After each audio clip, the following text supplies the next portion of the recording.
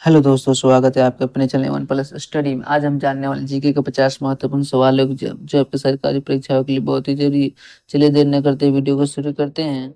आपका पहला सवाल है, तराई क्षेत्र की पहचान क्या है? तराई क्षेत्र की पहचान क्या है? इसका सही जवाब होगा तराई, ऑप्शन डी तराई। अगला सवाल है, पुरानी जलोढ़ मिट्टी को क्या कहते हैं? पुरानी जलोढ़ मिट्टी को क्या कहते हैं? इसका सही जवाब होगा बांगर, ऑप्शन सी बांगर।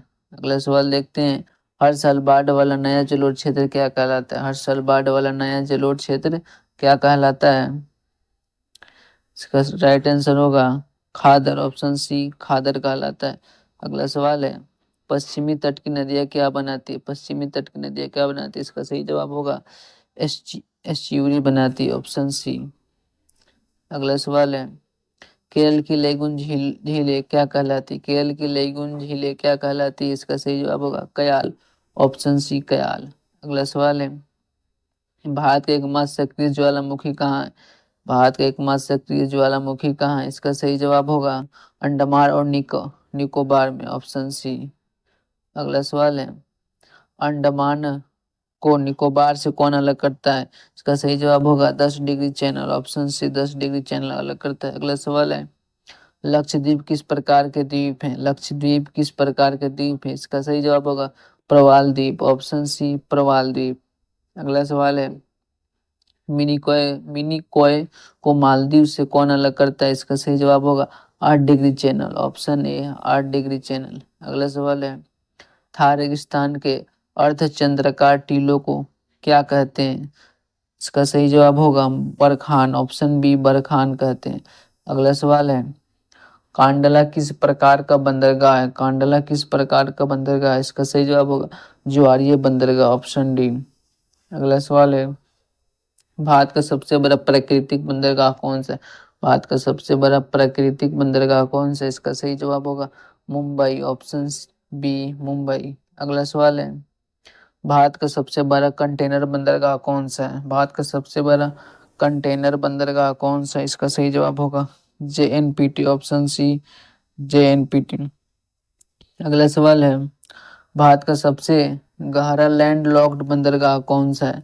भारत का सबसे गहरा लैंड लॉक्ड बंदरगाह कौन सा? इसका सही जवाब होगा विशाखापट्टनम, ऑप्शन सी विशाखापट्टनम। अगला सवाल है, हुगली नदी पर कौन सा बंदरगाह है? हुगली नदी पर कौन सा बंदरगाह? इसका सही जवाब होगा कोलकाता, ऑप्शन सी कोलकाता। अगला सवाल देखते हैं, सिंधु नदी किस ग्लेशियर से निकलती है? सिंधु नदी किस ग्लेशियर से निकलती है? इसका सही जवाब होगा बोखरजू, ऑप्शन सी बोखरजू। अगला सवाल देखते हैं, सिंधु जल संधि के अनुसार भारत कितना पानी इस्तेमाल कर सकता है? इसका सही जवाब होगा 20%, ऑप्शन बी 20%। अगला सवाल देखते हैं, सिंधु की सबसे बड़ी सहायक नदी कौन सी है? सिंधु की सबसे बड़ी सहायक नदी कौन सी है? इसका सही जवाब होगा चिनाब नदी, ऑप्शन सी चिनाब नदी। अगला सवाल देखते हैं, कौन सी पंच नदी पूरी तरह भारत में बहती है? कौन सी पंच नदी पूरी तरह भारत में बहती है? इसका सही जवाब होगा ब्यास नदी, ऑप्शन डी ब्यास नदी।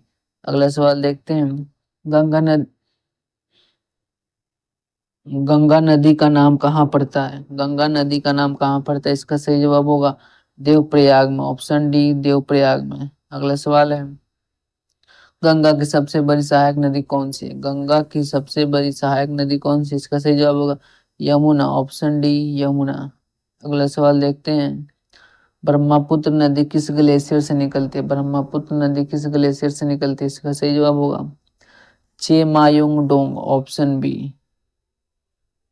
अगला सवाल देखते हैं, ब्रह्मपुत्र को तिब्बत में क्या कहते हैं? ब्रह्मपुत्र को तिब्बत में क्या कहते हैं? इसका सही जवाब होगा सांगपो, ऑप्शन डी सांगपो। अगला सवाल देखते हैं, ब्रह्मपुत्र भारत में प्रवेश से पहले कहाँ यू टर्न लेती है? इसका सही जवाब होगा नामचा बरवा, ऑप्शन डी। अगला सवाल है, दुनिया का सबसे बड़ा नदी द्वीप माजुली किस पर है? इसका सही जवाब होगा ब्रह्मपुत्र, ऑप्शन डी ब्रह्मपुत्र। अगला सवाल देखते हैं, पेड़ की शाखाओं जैसे ड्रेनेज पैटर्न क्या कहलाता है?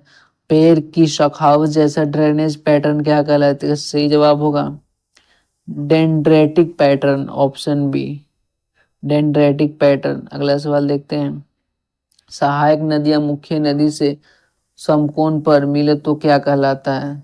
इसका सही जवाब होगा trails pattern, option D trails pattern कहलाता है। अगला सवाल देखते हैं, नदियां चारों तरफ से बहकर केंद्र में इकट्ठा हो तो क्या कहलाता है? इसका सही जवाब होगा centripetal pattern, option C centripetal pattern. अगला सवाल देखते हैं, प्रायद्वीपीय भारत की सबसे लंबी नदी कौन सी है?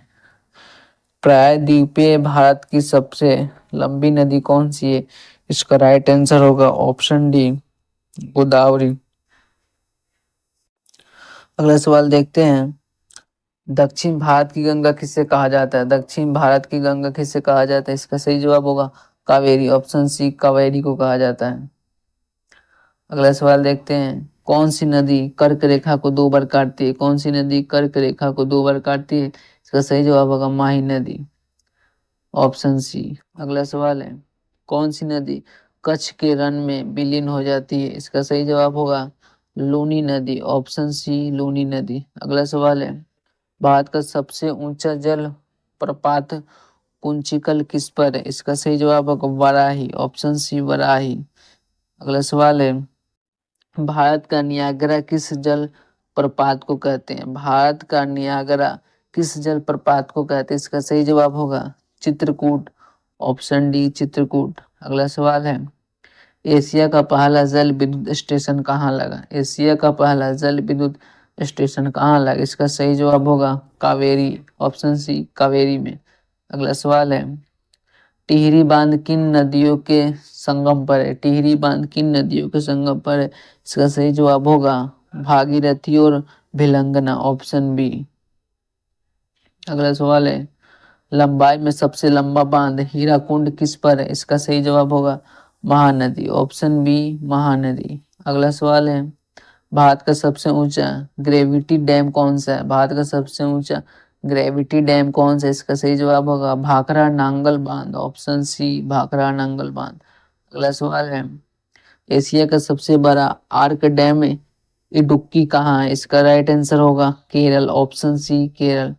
अगला सवाल है, भारत का सबसे बड़ा चिनाई वाला बांध नागार्जुन सागर किस पर है? इसका सही जवाब होगा कृष्णा, ऑप्शन बी कृष्णा।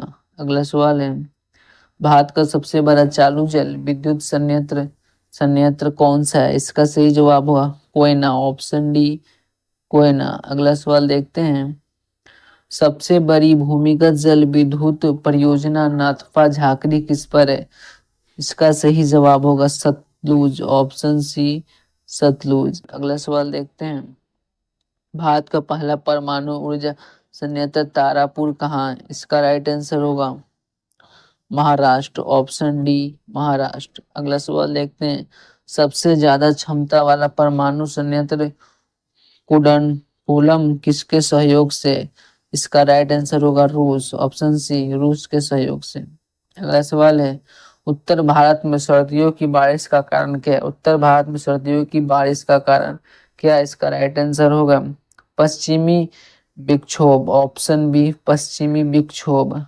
अगला सवाल देखते हैं, आम्र वर्षा किस फल को पकाने में मदद करती है? आम्र वर्षा किस फल को पकाने में मदद करती है? इसका सही जवाब होगा आम को पकाने में, ऑप्शन सी आम को पकाने में। अगला सवाल देखते हैं, केरल की फूलों वाली बौछारें किसकी फसल में मदद करती है? केरल की फूलों वाली बौछारें किसकी फसल में मदद करती है? इसका सही जवाब होगा कॉफी की फसल में, ऑप्शन सी कॉफी की फसल में। अगला सवाल है, क्षेत्रफल में सबसे ज्यादा वन किस राज्य में? क्षेत्रफल में सबसे ज्यादा वन किस राज्य में? इसका सही जवाब होगा मध्य प्रदेश, ऑप्शन सी मध्य प्रदेश। अगला सवाल देखते हैं, प्रतिशत के हिसाब से सबसे ज्यादा वन आवरण कहाँ है? प्रतिशत के हिसाब से सबसे ज्यादा वन आवरण कहाँ है? इसका सही जवाब होगा मिजोरम में, ऑप्शन बी मिजोरम में। अगला सवाल देखते हैं, दाची गांव राष्ट्रीय उद्यान किसके लिए प्रसिद्ध है? दाची गांव राष्ट्रीय उद्यान किसके लिए प्रसिद्ध है? इसका सही जवाब होगा कश्मीरी हंगूल हिरन, ऑप्शन सी कश्मीरी हंगूल हिरन। अगला सवाल देखते हैं, किस राज्य की तट रेखा सबसे छोटी? इस सवाल का जवाब आप कमेंट बॉक्स में बताना। अगर इसका जवाब आपको पता करना है तो हमारे पिछले वीडियो जी के पार्ट 28 में बताया गया है, जाके वीडियो देखिए आपको पता चलेगा। अगर ये वीडियो आपको अच्छी लगी तो वीडियो को like share comment and channel को सब्सक्राइब जरूर करें। Thanks for watching.